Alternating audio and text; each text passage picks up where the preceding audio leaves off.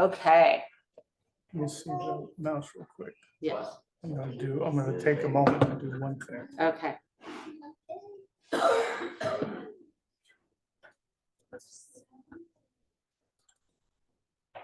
Give me just a moment.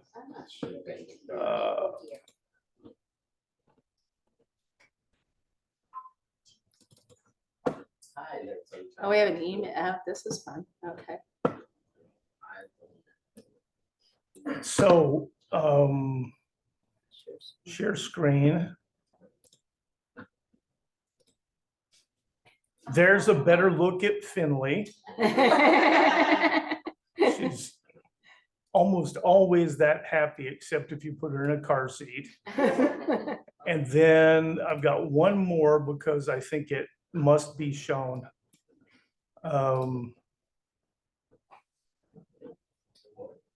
Hold on just a moment. Here we go. You're very good, not good. This there. There you go. If you come, we put up some pictures that we had at our old house, and it has our three kids, Amanda, Peter, and Julie, two pictures of them, one with them eating. And so this is going to be the new one added to the hallway. Finley experiences lunch. She doesn't just eat it. So sorry, you have to indulge us at least that much. And you have to tell the story of what you're going to be called, and then you can do prayers. Oh, I think kids pick their grandparent names most of the time anyway, but they were saying Grandpa Scott, and I said, no, I want to be called Atticus. You remember from Diane knows. I always thought it was cool that those kids called him Atticus. So that's, and yes, I'm aware she's not going to be able to say Atticus and it'll mutate into something else, but the thought is there. So here we go. Prayers? Yes. Okay. Marcus? Is Sherry's son is having jaw surgery on Wednesday. This is the new theme this month is How does this happen? I've never known, I don't think anyone else to have jaw surgery now this. So that's on Wednesday, Sherry? All right, so it's Marcus, and that is Sherry's son. Keep them in your prayers. We always need to remember these things.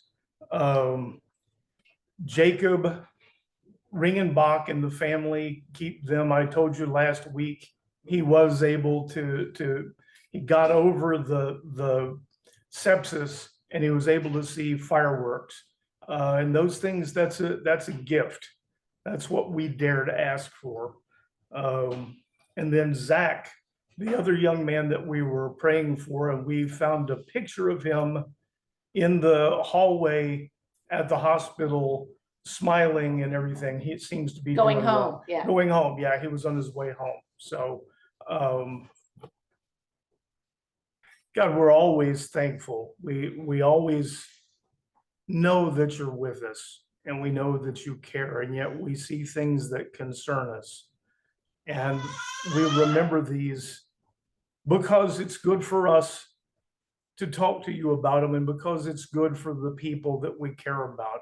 And so we do. Be with Jacob Ringenbach and his family. And of course, Sherry and her family with this jaw surgery. These are difficult times and we're always concerned. And we ask for a special hand on those doctors as they perform. We know that's something that you do, and that's what we ask for, and for the relief from worry that comes with those things. Give us the words. There are things today in this study that are important, that show us your long plan, the things that went into place, that continued on for millennia. Give us the words to help everyone understand just how much you've shown us in these scriptures you've left behind. Amen. Okay. There's Lisa and Jean. Hello, Jean. Hello, Jean. Lisa. Good morning. Good morning. Yes. Okay, I said last week was our last week on, where's my glasses? Our last week on Jacob, but I lied. So this is our last week on Jacob. I wanted it to be last week because it was 12 weeks on Jacob. And I thought that was just too cool because we've done 12 tribes and it just seemed like it fit, but sometimes things don't fit, right? And so we are on chapter 50 of Genesis. But before we start, we need to talk about where we are. So remember, the story of Jacob is the story of basically the Messiah's lineage, Jesus's lineage. And you wanted me to read Genesis 28. Do you want to say something? Just as a reminder, this is something that we read in this study, but it's easy to lose track of things. It's easy to lose sight of them. So you're on 29, it's a long way away. Oh, 28, verse 34. There is no 34. It must not be 34. Just a second. I wrote down the wrong one. So this was Jacob's departure. 14. Just a second. Sorry. Is it here? Is it your descendants?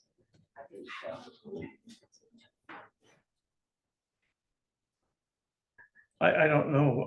I hadn't written it down.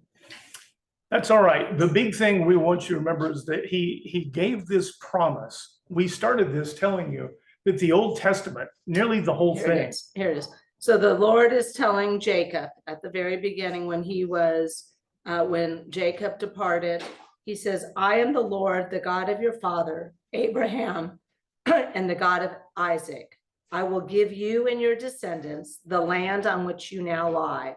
Your descendants will be like the dust of the earth, and you will spread out to the west and the east and the north and the south. All the families of the earth will be blessed through you and your offspring. Look, I am with you, and I will watch over you wherever you go, and I will bring you back to this land, for I will not leave you until I have done what I have promised you.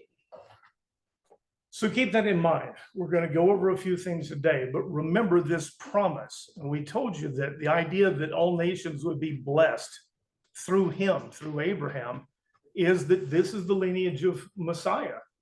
And he gives him this assurance that this land is theirs and I will bring you back to it.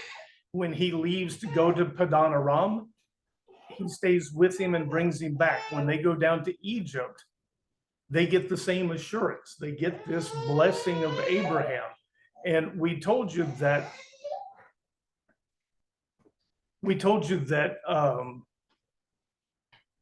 they went there not to escape a famine, but so that they would have this place where they could become the nation they were promised they would be. They would be fruitful and multiply without a lot of competition. And they are given this amazing land that's perfect for the cattle that they raise.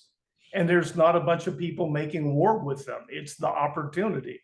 So it's 1900 years before Jesus was born. And remember that Jacob was the second born, not the firstborn. And remember, Jacob ended having 12 sons with 4 women. And we left off in chapter 49, Jacob had just died. It said, when Jacob had finished instructing his sons, he pulled his feet into bed and breathed his last, and he was gathered to his people. So here's this image of Jacob. He's 140 years old, and he gathers his strength, and he gets out of bed, and he's leaning on his staff, and he pronounces this prophecy, this series about each of his sons and about the nation they'll become, or about who they will be in the big scheme of things. And then when he is finished, he curls his legs up in bed and breathes his last. And you remember also the promise that he had received, that when he breathes his last, his son Joseph would be there to close his eyes. And we see so many of these promises come to fruition just the way it's described. You want to say anything else about this? No, chapter. So this 50. is a study on Jacob, but we need to talk about a few more things to sort of close the story. Okay, so I'm gonna do Genesis, okay. When Joseph fell upon his father's face, then Joseph fell upon his father's face, wept over him and kissed him. And Joseph directed the physicians in his service to embalm his father Israel. So they embalmed him, taking the 40 days required to complete the embalming, and the Egyptians mourned for him 70 days. When the days of mourning had passed, Joseph said to Pharaoh's court, "If I have found favor in your eyes, please tell Pharaoh that my father made me swear an oath when he said, I'm about to die. You must bury me in the tomb that I dug for myself in the land of Canaan. Now let me go and bury my father and then return." The Pharaoh replied, "Go up and bury your father as he has made you swear to do." So we have, after the initial mourning, it goes and it says he talks to Pharaoh's court. And again, these things are in there. They tell us a little something. He says, "Tell Pharaoh that I made a promise to my father, and he made me promise that I would go bury him back home." He doesn't address Pharaoh directly. And that seems weird because he's second in command. Even though he is in charge of all the operations, he's the chief operating officer, the Egyptians don't have a lot of respect for the Hebrews. And he doesn't address Pharaoh directly. He talks to someone and they tell Pharaoh, and then Pharaoh responds, "Tell him to go ahead." Even though Joseph is in charge of everything, and even though he has the ability, for instance, to feed and clothe his relatives, to give them grain out of the storehouses, he has to ask permission to leave. He's still a virtual slave to Pharaoh, and he has to ask permission to be able to go back. I guess there's also, he's been really good at this. Pharaoh might think he's not going to come back, and that would be a big loss. But Joseph assures him, "I'm going to go bury my father, and I'm coming back." And Pharaoh said, he does give permission. And it shows that there is respect, though, for who Joseph is and for this man Jacob, for his father. And you're going to see that in the next verses. And it's sort of a different burial. It's a different burial history in the the Jews they would not have embalmed him. They're in Egypt and they embalmed him, but there's a reason for that. It's a custom in Egypt. And Jacob, the law doesn't exist yet. Remember that. The law doesn't exist. They have customs. They have things that they do as Jews, and certainly embalming isn't part of it. But for the long journey back home, embalming comes in sort of handy. Today, the Jews bury people before sunset on the day they die. And there are very few exceptions to it. That's why they don't like things like autopsies, because they get the burial done right away. And they would have very likely done just that. But the embalming lets them make the long trip home that Joseph has promised to his father. Yes, Jane.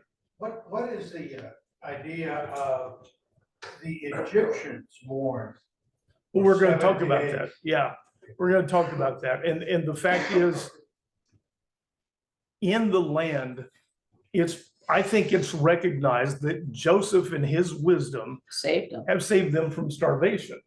It's made them a very powerful nation, but it saved them from death, a lot of them. And they respect him and his dad, and we're going to see that. And they mourn. Jacob, because of who he is revered. And in the next verses, we're going to see that even more so. Pharaoh replied, I'm in Genesis 50, verse 6. Pharaoh replied, "Go up and bury your father as he made you swear to do." Then Joseph went to bury his father, and all the servants of Pharaoh accompanied him, the elders of Pharaoh's household and all the elders of the land of Egypt, along with all of Joseph's household and his brothers and his father's household. Only their children and flocks and herds were left in Goshen. Chariots and horsemen alike went up with him, and it was an exceedingly large procession. When they reached the threshing floor of Atad, which is across the Jordan, they lamented and wailed loudly, and Joseph mourned for his father 7 days. When the Canaanites of the land saw the mourning at the threshing floor at Atad, they said, "This is a solemn ceremony of mourning by the Egyptians." Thus, the place across from the Jordan is called Abel Mizraim. Mizraim, yeah. So Jacob's sons did as he had charged them. They carried him to the land of Canaan and buried him in the cave of Machpelah in the field near Mamre, which Abraham had purchased from Ephron the Hittite as a burial site. After Joseph had buried his father, he returned to Egypt with his brothers and all who had gone with him to bury his father. So there again, there's a lot in there, but you see this giant procession of Egyptians going back to Canaan with them.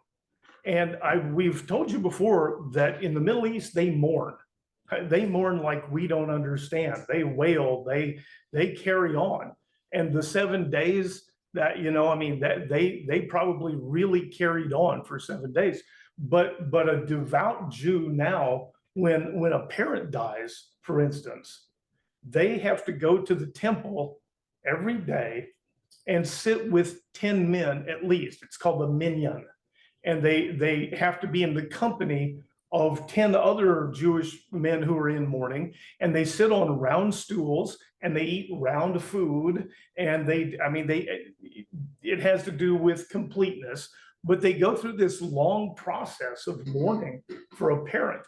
And even though it's not really in full form yet, you see this large scale mourning, and the Egyptians take part just because there's a reverence there for these people. It's important to take note of that, Gene. What's important about it is what we're going to read in a little bit, that changes. But for right now, the Egyptians and the Egyptian ruling class and the Jews, they respect them and they get along with them very, very well. And it is so many of them, you have to think maybe the people of Canaan thought this is an invasion, but they see this bizarre mourning. They named the place a word that means the mourning of Egyptians. It's an odd happening. And the threshing floor? It's just a place. Oh, but it's where they Yeah. they thresh wheat, right? Right. Okay. Verse 13. When Joseph's brothers saw that their father was dead, they said, "What if Joseph bears a grudge? Then he will surely repay us for all the evil that we did to him." Let's talk about that for a minute. So after Jacob is taken back and buried, the brothers start to worry. Do you remember Jacob and Esau? You remember Jacob cheats Esau out of the birthright? He tricks his father, and his mother gets wind of the fact that Esau says, "I'm going to kill him. I'm not going to do it now while dad's alive, but the moment the old man dies, I'm killing him." And he's this big burly hunter. He's equipped to do it. And that's why Jacob gets the message from his mom, "You need to take off. You need to get out." We see so many things in this story repeat from generation to generation. The brothers know what they did to Joseph. They know they were going to kill him, and then they sold him into slavery. And they start thinking sort of the same thing that Esau. What if Joseph bears a grudge, and now that dad's dead, he's going to have us killed?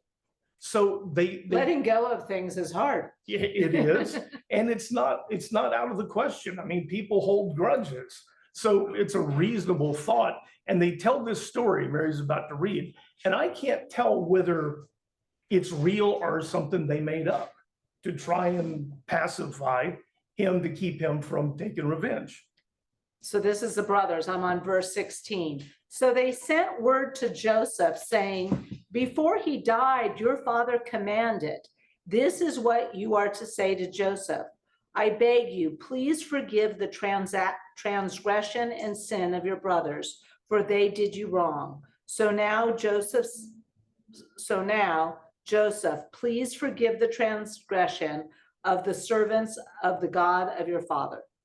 So they tell him just before Dad died, he told us to tell you, please forgive your brothers. It has the feeling of something made up, I mean, Because we always wondered, did the dad ever really know what the brothers had did? Did they ever confess? Would Joseph had forgiven him, so Joseph probably wouldn't have said, hey, Dad, do you know what your other sons did to me? But here they go. Whether it happened or not, this is the story they tell. But just before he died, we just want you to know, Dad said we should tell you, please forgive us for what we did. And they said, we are, I think she read that, they said, we're your slaves. We know we owe you. We know we can never make up for what we did. But please don't kill us and all of our family and everything else, because Dad said not to. And you don't want to dishonor the memory of Dad. But remember, Joseph had let go of this a long time ago when he named his sons Manasseh and Ephraim. And so, Mario, weeks ago when it came up about forgetfulness, and I felt so confident that he was talking about not forgetting his family, but forgetting the transgressions. This is part of the story. Sometimes these things come to fruition later down the road, and it's too much skipping about. But what you're going to see, look at Joseph's response. When their message came to him, Joseph wept. His brothers also came to him, bowed down before him, and said, we are your slaves. But Joseph replied, do not be afraid. Am I in the place of God? As for you, what you intended against me for evil, God intended for good, in order to accomplish a day like this, to preserve the lives of many people. Therefore, do not be afraid. I will provide for you and your little ones. So Joseph reassured his brothers and spoke kindly to them. And so there you have it. And you see when they tell him this, he wept. The idea that his brothers think he wants to kill him. And he says, I'm not going to do that. He says, am I in the place of God? In other words, is it mine to enact judgment and vengeance? That's God's place. What do we read, vengeance is mine, says the Lord. Am I God that I should dole out that kind of revenge and justice and judgment and everything else? He says, no, I'm not, don't worry about it. And this is where we told you weeks ago, this statement that Joseph makes, that what you intended for evil, you were trying to do something evil to me, God used it. He says, what you intended for evil, God used for good to save a lot of people. There was a plan there. And one of the drawbacks to what we do is that we'll read the whole thing and then backwards and skip back and forth. And sometimes exactly when things happen gets a little skewed. He doesn't say that precisely. You see the sentiment earlier, but you don't see the words until here. He says what you intended for evil, God used for good. And that's one of the big lessons out of this, that we think we see the whole plan, and we see things that are unpleasant for us, we think. And there are times that if you could look down the road far enough, you'd realize this is probably the only way this could have worked out. This is probably the only way that they all get brought out of the land they've been promised down to this other place temporarily. And so he's okay with it. They're having a much harder time accepting because they feel guilty. And he speaks kindly to them. And I didn't calculate how many years, but they've been fearful. I mean, this is like 50 years or 60 years they've been, in Egypt. and they're worried that he's gonna kill him. Okay, now we are on to verse 22. Now Joseph and his father's household remained in Egypt, and Joseph lived to the age of 110. He saw Ephraim's sons to the third generation, and indeed the sons of Machir, son of Manasseh, were brought up on Joseph's knees. Then Joseph said to his brothers, I'm about to die, but God will surely visit you and bring you up from this land to the land he promised on oath to Abraham, Isaac, and Jacob.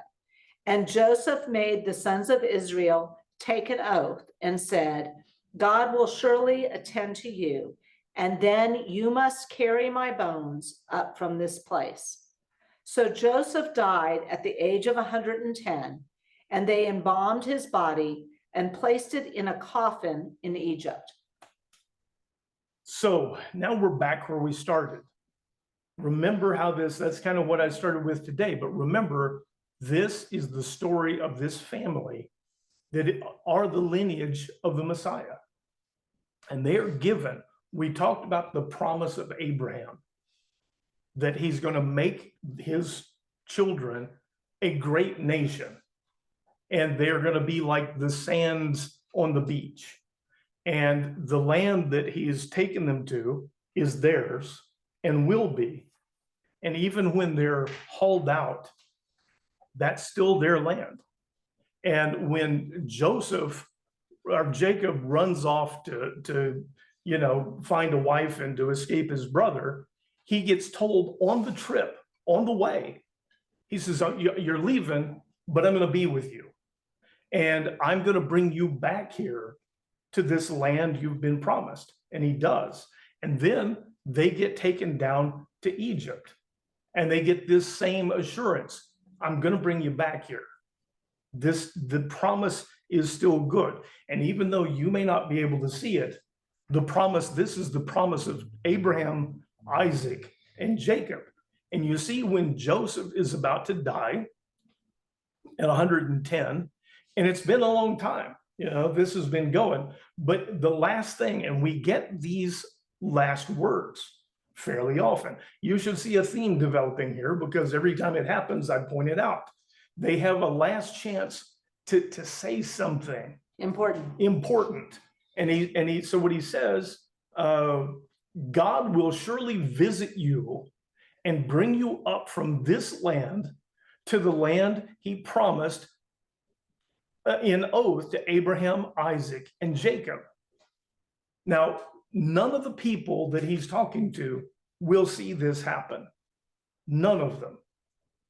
But he has this utter assurance. I'm about to die, but I'm reminding you, God is going to visit you and bring you up out of here, back to the place he promised to Abraham, Isaac, and Jacob. This is this long promise in action.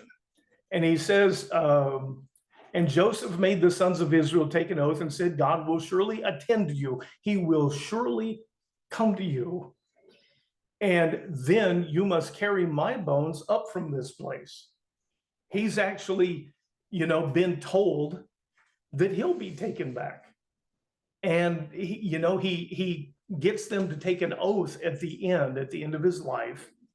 And that actually becomes important down the road. We're not going to get into all of that, but they do. They embalm him and they put him in a coffin, which is a very odd thing. Again, right now in Israel, they have a tomb, but they leave you there for a while. And then they have a place called an ossuary, which is a boneyard. And they take your bones and because there's just not enough coffin space to go around. But they give him this dedicated coffin, and they keep his bones until they come out of Egypt. That's the Moses Exodus story. And it says, so Joseph died at the age of 110. But Joseph is utterly certain, he's utterly convinced of the validity of this promise that has been made to their lineage. That I know you're in Egypt, I know it's hard to understand right now, but God is going to come and take you out. And the thing I want you, one of the big things I want you to see, and we're going to read something that comes after this, but you know the story. I think everybody here knows the story of Exodus, the plagues, about that Pharaoh not wanting to let them go. And when they stay in Egypt so long and they become slaves, and it becomes unthinkable that they could ever get out of this, right? When it's time, they don't rise up and have a rebellion. They don't fight their way out of Egypt. They are delivered at the hand of God in a way that leaves no doubt, zero. They can't try and tell themselves they won their freedom on their own. And it is the fruition of this old promise. By the time it happens, it's 400 years old. We can't wait to the end of the week to have our prayers answered, and these people will wait 400 years. You know, they, what? You know, between, Joseph died, I'm sorry, and then the Exodus. We say 400, you know, you don't know 370. exactly, but it's roughly 400 years. It's a long, long time. And so what we're gonna do now is sort of the rest of the story. So we have now Jacob dead and Joseph dead. And you start the book of Exodus, and it's like a recap here. And I'm just gonna read the first 13 verses. So I'm in Exodus 1. What's the matter? We agreed last night we weren't going to read the first three. No, go No, ahead. no. It's funny. We set all the stuff up, and then today it seems like a thing we need to do. These are the names of the sons of Israel who went to Egypt with Jacob, each with his families: Reuben, Simeon, Levi, and Judah. Issachar, I can't say it, Zebulun and Benjamin, Dan and Naphtali, Gad and Asher. The descendants of Jacob numbered 70 in all, including Joseph, who was already in Egypt. So that's basically the review of the last couple of weeks that they were all there. Now Joseph and all his brothers and all that generation died, but the Israelites were fruitful and increased rapidly. They multiplied and became exceedingly numerous, so that the land was filled with them. Remember, they were in Goshen and the fertile land, and the family was there. This is the story we've been telling you, that Goshen was the perfect place. And they multiplied. They became wealthy and successful and numerous. Then a new king who did not know Joseph came to power in Egypt. Look, he said to his people, the Israelites have become too numerous and too powerful for us. Come, let's deal shrewdly with them so that they will increase even more. And if where war breaks out, they may join our enemies, fight against us, and leave the country. So you see where they are. They're kind of in a new king comes. We always call them pharaohs, but this new king comes in, and he doesn't have the history with Joseph For his family. or the family, saving them from starvation. That's an old rumor, and it is the curse of humans that we forget. We forget things like the Holocaust. And so this thing that happened is now just an old, legend. And we also tend to say, well, what have you done for me lately? So he doesn't have this relationship with these people. And that whole generation, Joseph and all of his brothers, they're all dead. So this is like football teams that have these long rivalries. Well, 10 years ago it was a totally different team. You can't compare that. And that's what happens. This is a whole new set of people. It's a whole new set of rules. And they look, somebody happens to notice that land down there in Goshen that nobody wants to pay attention to. Oh my gosh, there are Jews everywhere. They're everywhere. And they have a lot of money. They have a lot of cattle. They're rich. And we're scared of them. But you also see they're sort of trapped because the cattle they eat, they're important to the economy. They do a whole bunch of work. So we don't want them getting too powerful. but we don't want them packing up and leaving. If somebody comes and invades us, they could side with them and take their cattle and go someplace else, and we're in trouble. That's a bad place to be. So they go, what we have to do is step on their necks. We've got to deal with them shrewdly. And I looked at that word, and that's a pretty good translation. We've got to be wise as serpents and deal with them in a way that will keep them underfoot. So the Egyptians appointed taskmasters over the Israelites to oppress them with forced labor. As a result, they built Pithom and Ramesses as store cities for Pharaoh. But the more they were oppressed, the more they multiplied and flourished. So the Egyptians came to dread the Israelites. They worked the Israelites ruthlessly and made their lives bitter with hard labor in brick and mortar and with all kinds of work in the fields. Every service they imposed was harsh. So you see, they had been, remember, they were shepherds. They were keepers of livestock, and they were not only given that land in Goshen, but they were kind of made overseers of Pharaoh's own flocks. But now all of a sudden, under this new king, the new regime, they start getting labor. They're forced into labor with brick and mortar. And then they're given jobs in the field, but these are not overseer jobs. It says that everything they imposed was harsh, and yet the more harsh they become, it seems like the more fruitful they become and the more they multiply. They can't stop it.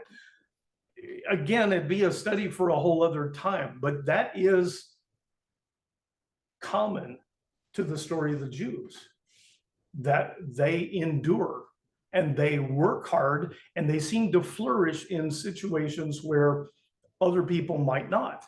They are blessed. I am convinced that they are indeed blessed, and they flourish even under these harsh conditions, to the point that the Egyptians now dread them. That's the world that Moses is born into. This 400 years was the setup for the time when God comes in and takes them back to Canaan. But I kept thinking, how about these grandchildren of Joseph? And they were raised to think they were going to go back to Canaan, and they were these chosen people, and they were going to go back to the land. But that's where I think the patience of, and we'll get that in Hebrews here in a minute, but this idea of hanging on to that promise for generations. They never forget. They never lose the idea that this land up here is theirs. They long for it, and they never let go. We talked a while back about the Yom Kippur War and about the just unnatural way they won that battle, because the leaders thought they were doomed. They thought, we've lost the country. And then just things happen. Back in the early days when Israel becomes a country, just right after they get independence, 5 nations swoop down on them from different directions. And there became a joke in that time that I think it was the Russians were actually selling tanks to Israel by first shipping them to these Arab nations, because they took so many of their tanks over. They have flourished in situations, and I am convinced they are blessed. But they wind up living in really, really harsh conditions on purpose. This is not just man's inhumanity to man. This is the Egyptians saying, if we don't watch it, they're going to get so powerful, they're just going to take us over. Later on in the New Testament, places like Corinth, they have a lot of slaves. The Romans have a lot of slaves, and they realized the slaves greatly outnumber the Romans, and they started forbidding the slaves to dress in slave uniforms, because if they get out on the streets and they see how many of them they are, they might think, hey, wait a minute, why are we doing this? So this idea of having this slave nation and being dependent on them, but also dreading them, that's the world the condition that Moses is born into. That's what Exodus is about. We're gonna fast forward all the way to Exodus 13. We're just trying to get you putting all this together. So now we're in Exodus 13, verse 6. So Moses is now, the plagues have happened and they're about to go back to the promised land or start their journey. And on that day, you are to explain to your sons, this is because of what the Lord did for me. Oh, and I'm supposed to go back. So I'm sorry. For 7 days, you're to eat unleavened bread.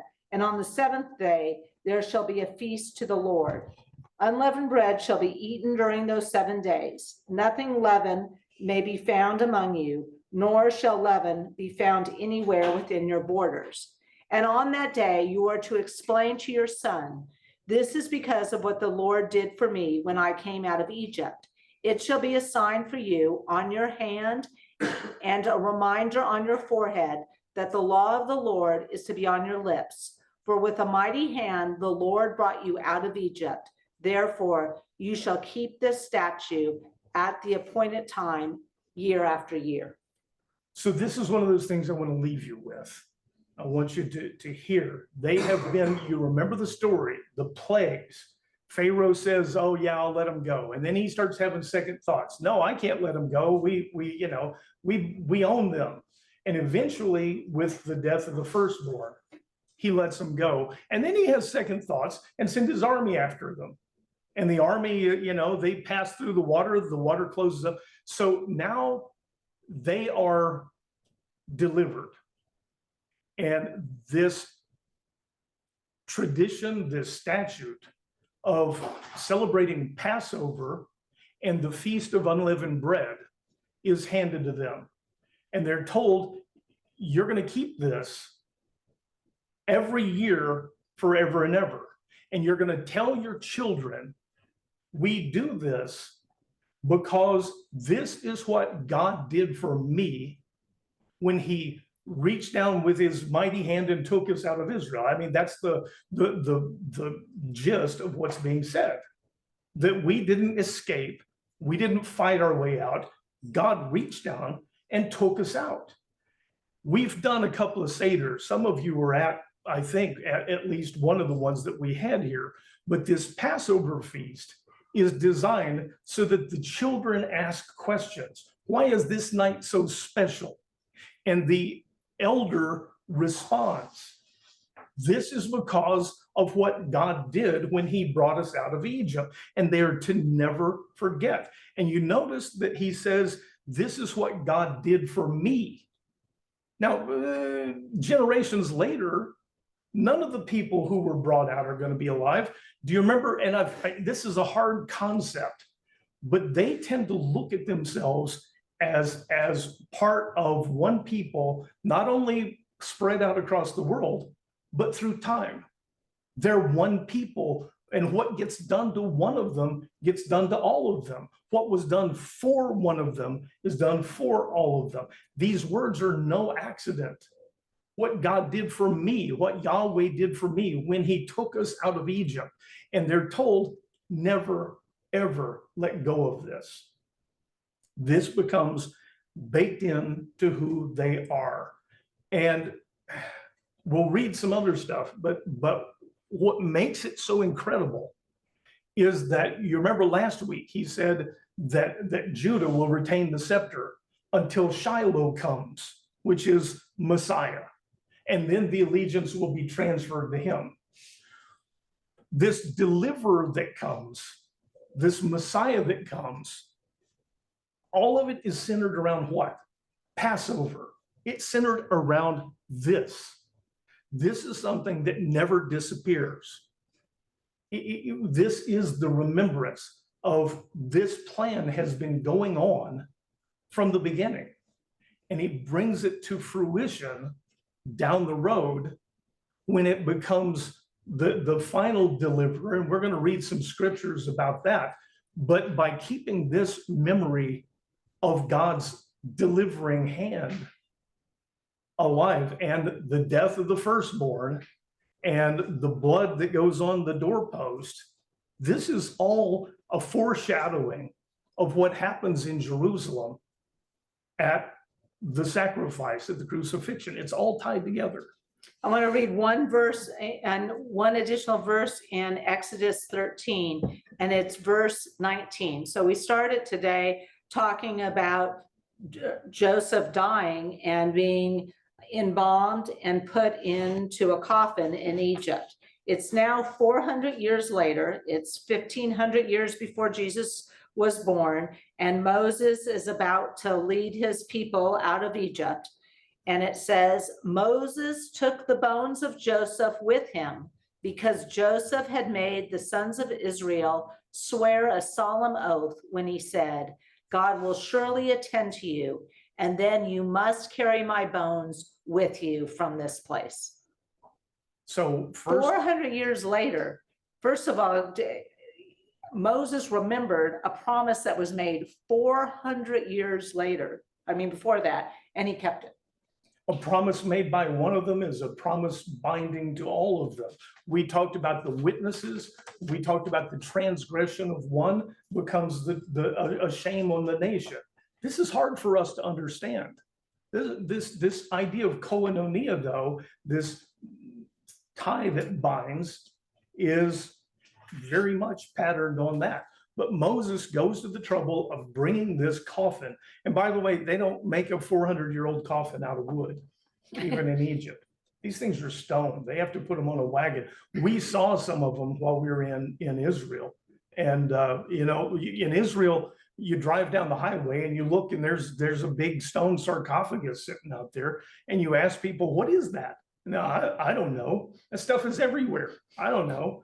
But they go to the trouble of taking this coffin with them because 400 years ago, they made a promise and they make it good. They're not perfect. Do people mess? Yeah, they do. But the idea is there and they honor these things. So he brings it out, and that statement that Joseph made comes to fruition. I'm going to read Psalm 14, verse 7. Oh, that the salvation of Israel would come from Zion. When the Lord restores his captive people, let Jacob rejoice, let Israel be glad. You want to read it again? Yes. Oh, that Oh, that the salvation of Israel would come from Zion. When the Lord restores his captive people, let Jacob rejoice, let Israel be glad. the salvation of Israel would come from Zion. And that's David. And it's one of those, you think, oh, well, this is about the Exodus. No, the Exodus has already happened. They're already out of Egypt when David writes this. This is about Messiah. And he is relating it. He is saying, may Jacob rejoice. Because this ultimately, this Messiah is the ultimate deliverance to happen. And David is looking forward to that day. And he's saying, oh, that this deliverer, and Isaiah speaks of a deliverer coming to Zion. And that's Isaiah 59:20. The Redeemer will come to Zion, to those in Jacob who turn from transgression. So to those in Jacob who turn from transgression, that is repentance. And you think all of these things, all of these old things come to be 1,000 years later. But John comes, remember, to make straight the way for the Messiah. And he comes preaching repentance. And there it is. Isaiah is talking about it. This deliverer will come to Zion. For those who, and he phrases it differently, but it's still repentance. It's exactly what John comes to preach. There is so much of this that it's one story, the Old and New Testament. It's why we can't escape the Old Testament and say, well, we're a New Testament church, because you don't really get the full flavor, the full weight of what's going on here. And we're gonna, as soon as I can find it, I can't find Hebrews. Hebrews is little in this Bible. Yeah, what There it is, What page? page 1450. Okay, so now we're gonna conclude it by, 1440. we're gonna conclude it by looking in the New Testament with Paul in Hebrews, going back and talking about this time, 1450, sorry. 1444, particularly 11. 1444, okay. So we're Hebrews 11, which is called the faith chapter. And if you look at Hebrews 11, verse 9. Well, while you're looking that up, let me, this is Hebrews 11. And the very first verse is one that just gets trumped on all the time. People use it. Faith is the substance of things hoped for, the evidence of things unseen. And there's a bunch of ways to phrase it, but that's what it says. Faith is believing in these things that you can't touch with your hands and you can't see with your eyes. That's faith. But what you have to look at, what you need to not lose, is what Paul was talking about here. Because he describes our faith and he describes the faith of the ancients, and they were commended for their faith. And it throws all the way back to what we just read about Jacob. You want to read those? Yes, so I'm now in verse 8. By faith, Abraham, when called to go to a place he would later receive as his inheritance, obeyed and went without knowing where he was going. By faith, he dwelt in the promised land as a stranger in a foreign country. He lived in tents, as did Isaac and Jacob, who were heirs with him of the same promise. For he was looking forward to the city with foundations, whose architect and builder is God. And then you go to verse 22. By faith, verse 20. By faith, Isaac blessed Jacob and Esau concerning the future. By faith, Jacob, when he was dying, blessed each of Joseph's sons and worshiped as he leaned on the top of his staff. By faith, Joseph, when his end was near, spoke about the exodus of the Israelites and gave instructions about his bones. So here's Paul, this famous thing that faith is the substance of things hoped for, the evidence of things unseen. But he goes back to these Old Testament characters, most of whom, or many of whom, we've just gotten through studying. And he says, you know, Abraham, when he was told to pack up and move to a new place, doesn't even question it. He just, on faith, gets up and goes. Isaac blesses his two sons about the future. Jacob, as he's dying, blesses his sons, talks about their future as he leans on his staff. This is the story. And Paul is, what he's saying here is, none of these people, none of them lived to see the thing they'd been promised. They believed in it absolutely, without question, without hesitation. They were certain of the outcome, and yet none of them lived to see it. That's the faith that he's talking about. And then at the end of Hebrews 11, it basically sums up what Scott just said, verse 39. And he's talking about all of these people in the Old Testament, basically.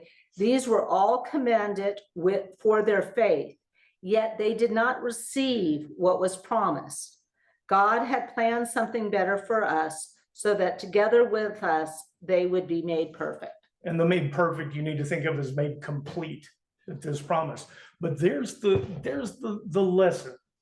There's the thing that all this leads up to. There is a long plan that we have, and we see through it so many things that were prophesied, that the words existed before.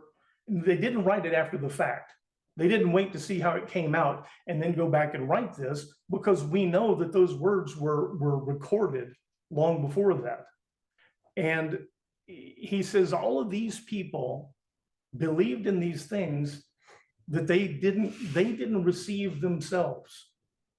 The baby is stealing the show. Those of you at home are missing out, because I'm looking at her thinking, this is not hitting home. And I have to admit, earlier I'm sitting here making goofy faces and I'm thinking you people at home have to be wondering what's going on. And she should steal the show. But this faith that Jacob has, where he talks about things that are going to occur as if they've already occurred. We have this tendency, and this is part of our society, if we can't touch it, if we can't spend it, what good is it? And what do I care if somebody 100 years from now gets rewarded? Essentially, they get, I mean, I want mine and I'd like it now, thank you, if at all possible. That's our mindset. And what you see through this is that this promise that's been going on, it's all one story. And if it benefits somebody after us, it still is part of us. We're a part of that story. And Paul talks about this great cloud in this place in Hebrews, great cloud of witnesses. Remember last week we talked about the witnesses? These people who witnessed these things that did that become part of our story, that they didn't get to see the end of, but they had the faith. It all culminates during Passover in Zion with the final deliverer, with the one that Isaiah says, a deliverer will come to Zion for those who repent. And so I think it's a pretty good place to close, don't you? And we are at time. Just to remind people, next week, we're going to go to the New Testament and we're going to study the Gospel of Matthew. We've studied the Gospel of John and the Gospel of Luke. Matthew is speaking to the Jews and he starts by talking about this genealogy. He does, and he is, steeped in Jewish teaching. Why? We've already studied a gospel. I mean, we've already studied 2 gospels. Why do we need to study another one? And the answer to that is each one of them. I mean, we are individuals. And what strikes me as important may not seem so important to you. And so we have different eyes on this same story. And they talk from a perspective of what was important to them. And I make no mistake, they're inspired. They don't just decide what to write down. We believe these words are inspired, but you go to a different gospel. What's amazing to me is how much they do line up. People say, well, this seems a little different than the other. Well, yeah, it is. It's filtered through the eyes and the mind of a person who sees, great importance in the genealogy. John doesn't see any importance in the genealogy at all. John just totally ignores it. So we'll start next week on Matthew's genealogy and we'll get to see again some of the people we just studied. God, we're amazed, we are humbled by the fact that you have dealt with us over such a long period of time, that you set this lineage aside.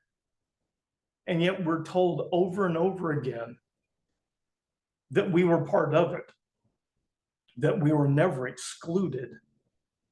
The lineage was to Messiah, to the deliverer, for all of us.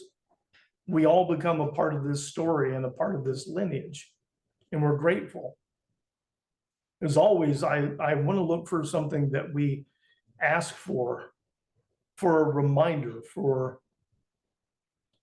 our heart and mind that remembers you cared about all of us, and then you place us here and give us the gift of each other, that we can show that same grace has said that you show to us. God, I always believe that you send people to us, that every week somebody gets sent into our lives, that you pass by people that are opportunities to show that side of you and your presence in this place. Remind us of that this week. Be with those that we prayed for, with Carol, who's not feeling well. And she's not. God, keep your hand on her. She's in need of healing and peace as well. Be with Gene as he contemplates being in a different place soon. And with his health concerns. You put these people in our lives, we remember to bring them to you. And we appreciate the message that you've left behind in these scriptures. Amen. Amen. Thank you guys for joining us today. Yes, yes. And then. Amanda and Elise. Oh, I was just gonna say to Amanda and Elise, safe travels back home, and thank you for sharing your sweet baby with us. They're saying safe travels back home, and enjoy. Bye, We will everybody. see more pictures because we have lots of fun pictures. Awesome. Bye, Yeah, everybody. you say goodbye to the Oh, yeah. online people just a sec. Come here, Finley. Bye. There you go. There she is. Say bye. Look at that. Bye, Amanda. This Bye, is just a Finley. trip. There's some flat people and some three-dimensional people. You're so precious. Confusing. Yeah, I see a smile coming. I see a smile coming. You guys It's kind have of a great crazy and week. loud in there. Aw, so sweet.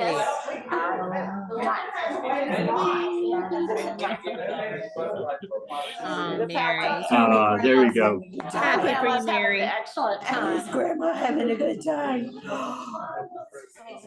Oh, he's just staring at me.